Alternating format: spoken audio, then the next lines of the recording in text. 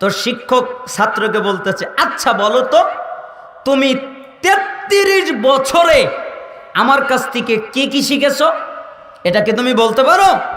জি, আমি বলতে পারি। তাহলে বলো তো, 33 বছরে আমি আপনার কাছ থেকে মাত্র 8টা জিনিস শিখেছি।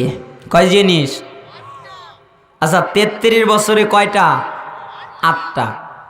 প্রত্যেক দিন একটা লোক একটা করে হাদিস যদি মুখস্থ করে, একটা হাদিস মুখস্থ করতে অনেক সময় লাগবে।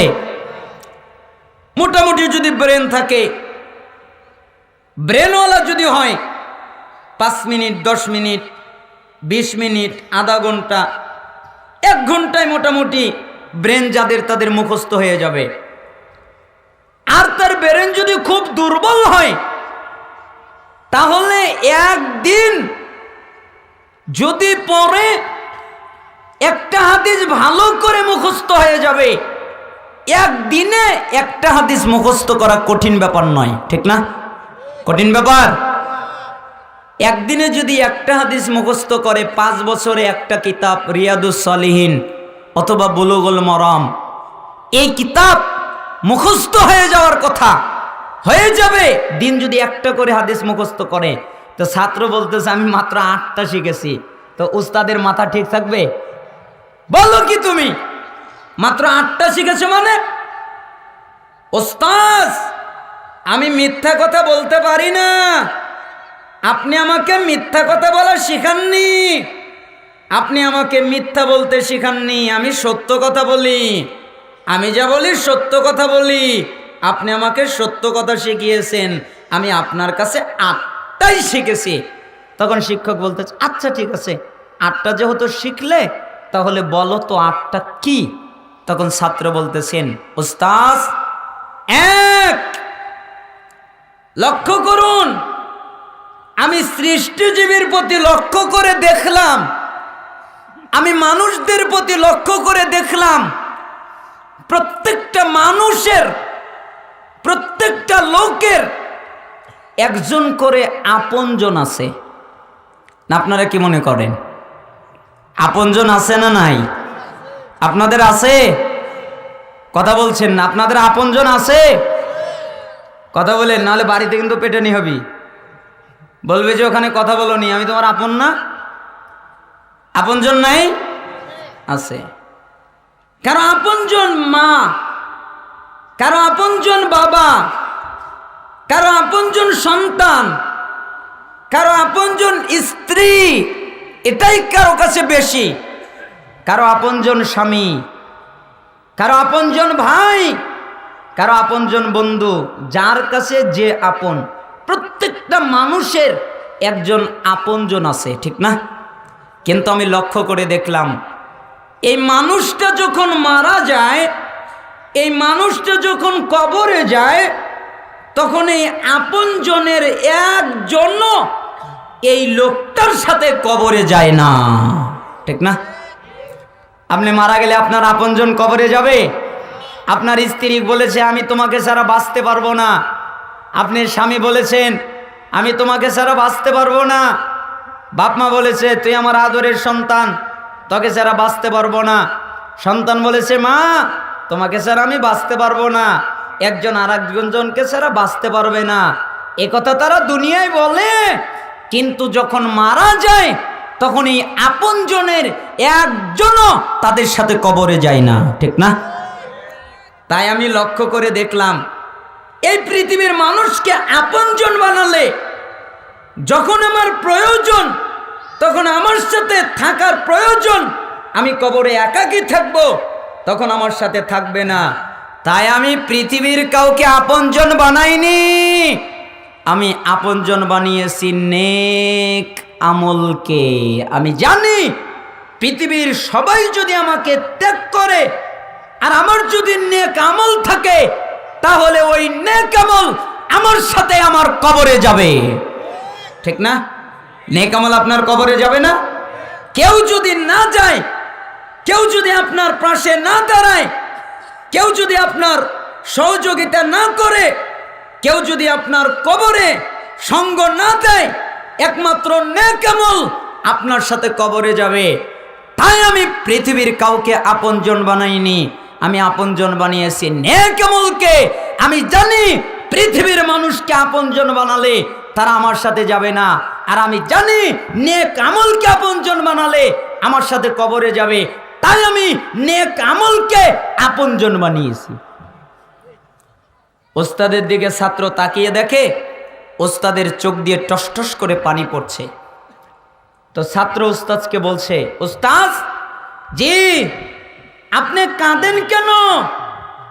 ওস্তাদ বলছে, আমি কাঁদি কেন জানো?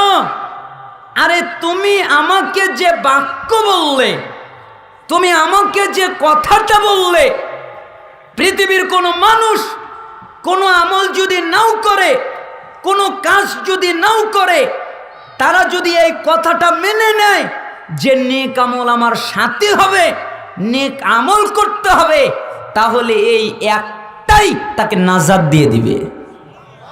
আর কিছু লাগে? লাগে না, একটাই এনাফ। তুমি আমাকে যে বাক্য শোনালে না জানি আর 7টা কেমন হবে।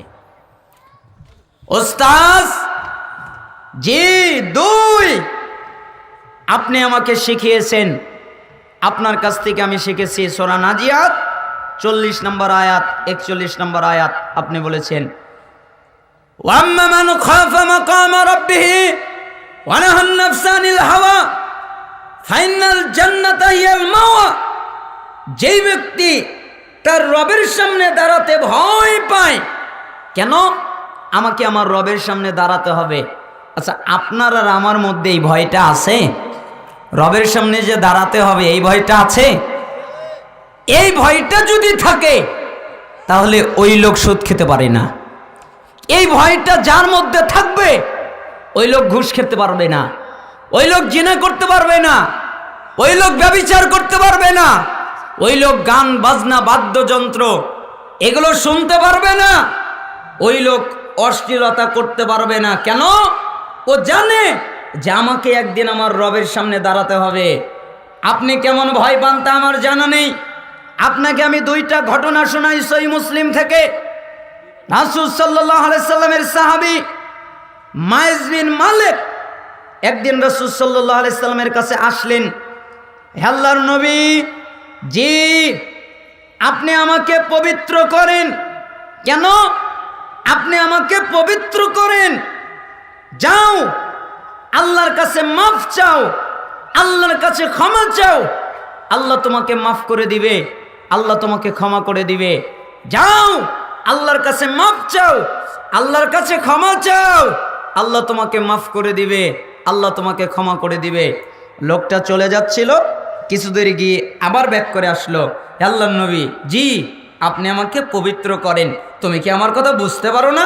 আমি তোমাকে বলছি আল্লাহর কাছে মাফ চাও, আল্লাহর কাছে ক্ষমা চাও, আল্লাহ তোমাকে মাফ করে দিবে, আল্লাহ তোমাকে ক্ষমা করে দিবে। লোকটা চলে গেল। কিছুক্ষণ পরে আবার মাইজ ফেরত আসলো, আল্লাহর নবী জি আপনি আমাকে পবিত্র করেন। আরে তুমি কি আমার কথা বুঝতে পারো না? আমি তোমাকে বলছি আল্লাহর কাছে মাফ চাও, আল্লাহর কাছে ক্ষমা চাও, আল্লাহ তোমাকে মাফ করে দিবে, আল্লাহ তোমাকে ক্ষমা করে দিবে। মাইজ চলে গেল। কিছুক্ষণ পরে আবার চলে আসলো, আল্লাহর নবী জি আপনি আমাকে পবিত্র করেন। 4 বার। এবার মুহাম্মদ সাল্লাল্লাহু আলাইহি সাল্লাম জিজ্ঞেস করছেন সাহাবীদেরকে, এই লোকটা কি পাগল? আমার কথা বোঝে না? পাগল নাকি যে আমার কথা বোঝে না? বিবেক হারিয়ে গেছে নাকি যে আমার কথা বুঝতে পারে না? আমি বলছি আল্লাহর কাছে মাফ চাও, আল্লাহর কাছে ক্ষমা চাও, আল্লাহ তোমাকে মাফ করে দিবে, আল্লাহ তোমাকে ক্ষমা করে দিবে। বারবার আমাকে বলছে আপনি পবিত্র করেন। লোকটা কি পাগল? সাহাবীরা বললেন, আল্লাহর নবী লোকটা পাগল নয়। ও তাহলে কি মদ পান করেছে যে তার জ্ঞান হারিয়ে গেছে, বিবেক হারিয়ে গেছে, আমার কথা বুঝতে পারে না, মদ পান করেছে? জি না, মদ পান করেনি।